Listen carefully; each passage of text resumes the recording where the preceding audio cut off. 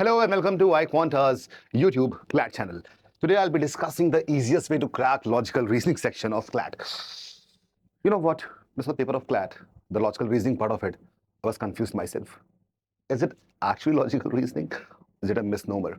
So I had to go through every question, and there were a lot of sets. It looked more like a reading comprehension passage to me. But when I went into details of it, I realized it's actually reasoning. And it's a bundle of reasoning things. It's critical reasoning, it's deductive reasoning, it's inferential reasoning, it's so many things. So I'll go to it one by one. But like the focus was majorly on critical reasoning. When I say critical reasoning, what comes under that? There are multiple exams which are solely focused on critical reasoning. They call it critical reasoning. But CLAT is a combination of so many different reasoning aspects that in totality, as a bundle, it is called as logical reasoning. Because any kind of reasoning comes from the logical acumen of people. So the majority of focus is on critical reasoning, which is in itself a bundle of assumptions, arguments, and conclusions. It's passage based. It tests inference, assumptions, arguments, and conclusions. So let's say there are 100 questions based on LR, which are not there, obviously. For the sake of percentage distribution, if there are 100 questions, I saw that 50% questions were based on inference and 30% were critical reasoning. Others were assumptions and arguments. Question types. So when you have a question which says which of the following options would strengthen the argument given in the passage or given in such and such paragraph, or which of the assumptions would weaken the argument, then that is just one case. They can also use words like likely, least likely, most likely. So when I ask you which of the following can strengthen the argument, if I add the word most likely, which of the following would most likely strengthen the argument given in such and such paragraph?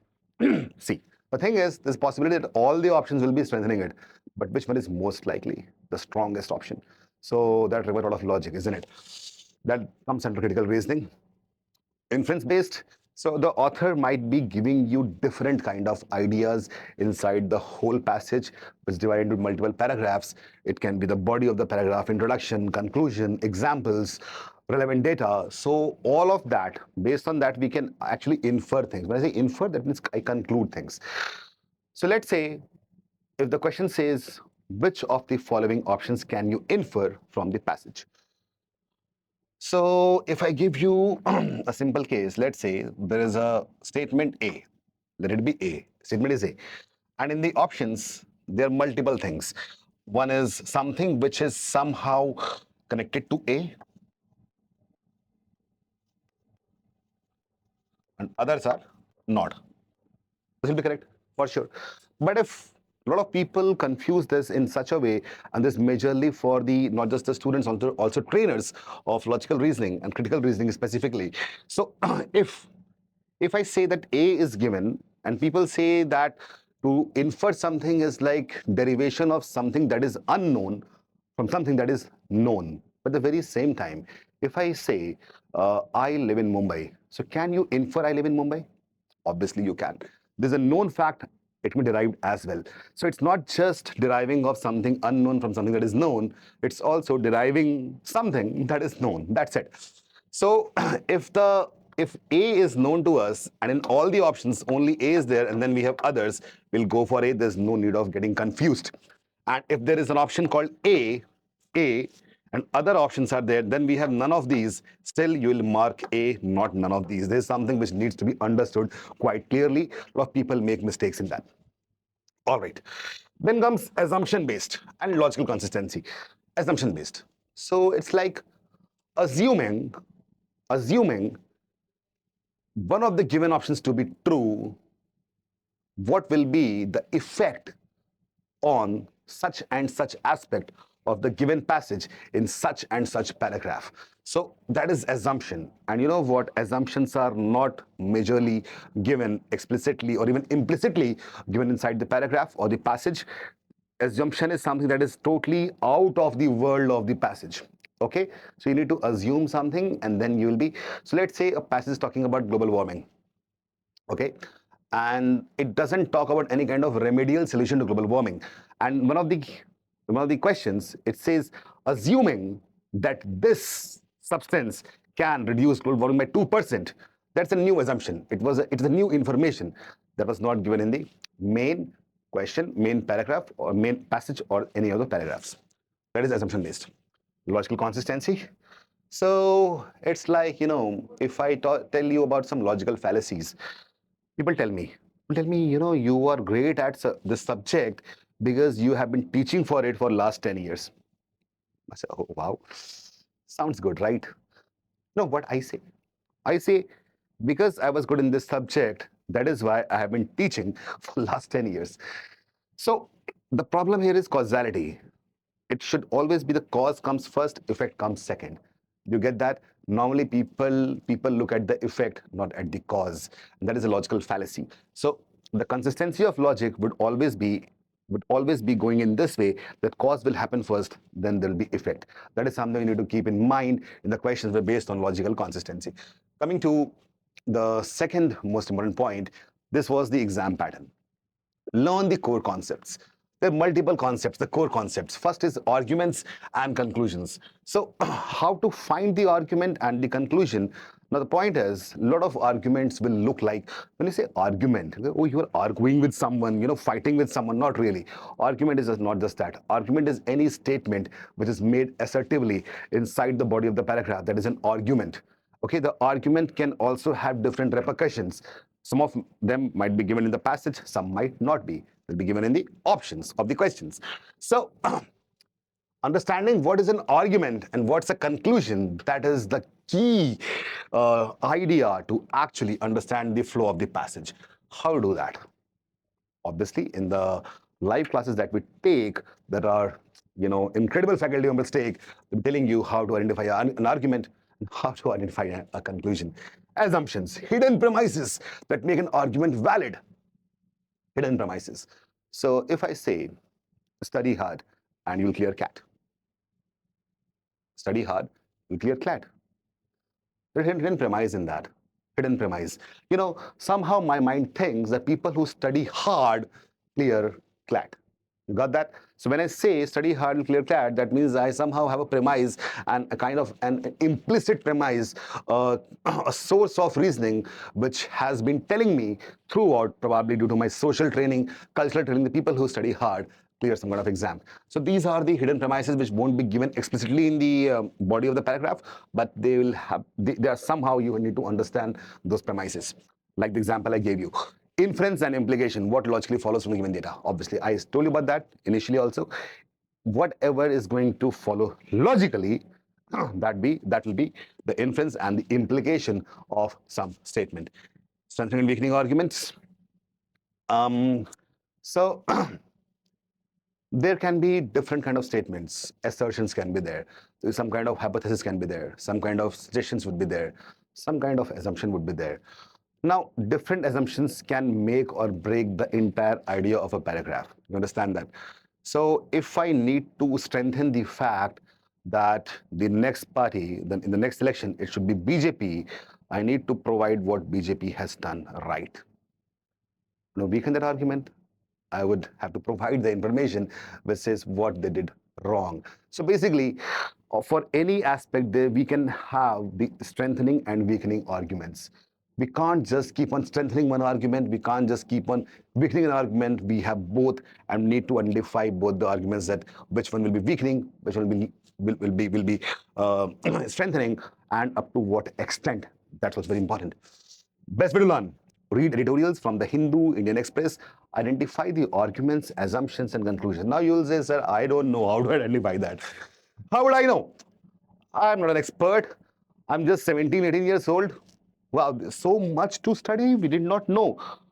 Who will help me? So, obviously, the classes that we'll be taking, we'll have some extra add-on sessions, which is something which is, kind of, again, I would say it's not explicitly mentioned in the courseware, but these things, which somehow, kind of develop your logical acumen and give you enough premise, enough data, enough information to read things consistently and derive the information properly. We'll do some add-on sessions for that as well. All right. Third, shortcut techniques for CLAT logical reasoning. First is elimination method. Discard the extreme or unrelated options quickly. This is something which is, kind of a no-brainer. Okay, we know that. Yeah. If it is extreme, unrelated, we'll discard them. Obviously, nothing new there. But the problem is how to identify whether this is irrelevant or redundant. For that, you need to actually go through all the passages and you need a kind of a guide who will tell you how to do that. Keyword approach. Words like therefore, thus, hence, help spot conclusions, obviously. So these words, which can be conjunctions in majority of the cases, or it can be a phrase, a noun phrase, an adjective phrase, a clause. These words they are the keywords because they can change the entire direction of the argument.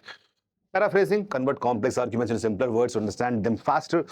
I think somehow that you guys might be aware of Pressy writing because when I was a kid, I did that. In ICSE board, it's there. CBSE also, I think it's there. So we were given a passage of 300 to 400 words, 300 to 400 words, and the teacher asked us to, write, paraphrase, rephrase the entire passage in 100 words by keeping all the key ideas intact. Do that, and they'll be very much helpful to you. Author's perspective. Focus on the intent of the passage before intent. Let's say intent, it is again a kind of a bundle of things. It can be premise, tone, that is very important. What kind of tone is author using over there? Critical tone, it can be eulogizing tone, it can be a sad tone, melancholic tone, sardonic tone, satire, it can be a lot of things. So based on the tones, you tend to know that what is the intent of the author, isn't it? And also, whether it is a narrative passage or a descriptive passage. When I say narrative, in narrative, what happens? People essentially write their stories. So words like I, we, the first person words, they make something narrative, like a story. So I went to New York last year. I saw tall buildings. Those tall buildings developed a sense of euphoria in my mind. Then I thought, who would have made those huge buildings? There might be some kind of engineering going on. So you see that? There's a travelogue. I went there, I saw that, I tried to research more on that. That's a narrative tone. Descriptive, in New York, the tall buildings were developed by so and so company. That is descriptive. Okay? So we need to understand the intent. Coming to the next one. That is practice smartly. Solve past papers at least 5 years. Questions repeat. Questions repeat, actually. That's the reason why you have to solve the last. This is one of the reasons. Other reason is if you keep on solving past papers, you'll automatically get the crux or the hint or the idea of where your preparation is going and where preparation should go. Daily 3 to 4 passage-based questions, mimic CLAT pattern. And for that, to mimic the CLAT pattern on the iQuanta dashboard, we have so many questions that you can practice. And it's not just dashboard also. It's also a lot of free material is there. You can just go there and test yourself. Mock test and time sections. We have so many mocks, more than 60 mocks. Some of them are timed, some are untimed, some are self-paced, some are when you want to, attempt the questions in a timed environment, just like what happens in the real CLAT. They can do that. Build exam temperament. Analyze mistakes, keep a mistake log for weak areas. Now, at iQuanta dashboard, there's an AI-based mock platform. And we have enabled so many features there that analysis will become a cakewalk for you. So you might have taken 3 to 4 hours to analyze some passage, some mock. Through this, it'll take hardly 30 minutes. It'll save time in a much smarter way because there's a world of AI living between them, right? I might be an AI. I'm not a person, maybe, don't know. So AI can actually help you a lot in increasing your speed, thereby reducing your time. Fifth is time management exam. So allocate time wisely. For LR section specifically, you need to allocate 25-30 minutes. For the other sections, we'll have more videos on this channel. Easy first, stuff later. Don't get stuck on one question. Do not take, the ego. Oh, I have practiced a lot. I'm going to solve this question. Don't do that. If you can't solve a question in like the first 30 or 40 seconds, don't get an idea, leave that. Leave that. Okay? It's not going to stay or haunt you. Guess intelligently. If unsure, eliminate and make an educated guess. That means you need to calculate something in your mind, subconsciously, unconsciously, and you'll always make an. So if someone kind of pushes you, do you fall always? Not. Sometimes you do not fall. Why? Because your mind intelligently guesses where you have to put your foot so as not to fall, not to stumble upon. So that is something which our human brains are already occupied with. So be a human, prepare wisely, allocate time wisely. And that is where I would like to end this. But before that, let's have a final advice. Consistency beats cramming. 30-45 minutes daily is better than last minute stress. Obviously, Rome was not built in a day, neither was CLAT. Think logically, focus on logic, not opinions while solving. Obviously, you might have an opinion that this person is bad. Other thing, this person is an angel. You need to find the logic. If he is bad or good, what are the kind of actions that he's doing? That is the logical approach. And obviously, in our Constitution of India also, you might be aware of that, we kind of emphasize a lot on scientific acumen, which is again logical acumen. Read. More reading improves reasoning skills indirectly. When I say indirectly, because reading will improve your comprehension skills, isn't it? You comprehend things easily. You comprehend things, they would be in your brain somehow, hard wiring is done, and you will get the things logically. You'll develop some kind of logic which you're not even aware of. For example, if eat food, you've been eating food for the last 15, 16, 20 years, and now you know how to hold the spoon. You don't even think about it, right? It goes in an indirect mind. So logic builds over years, pile by pile. But in this course, you just have to kind of put a catalyst and increase the speed of logic building, which can be done only through a proper guided structured approach, which iQuanta CLAT course offers you. Thank you.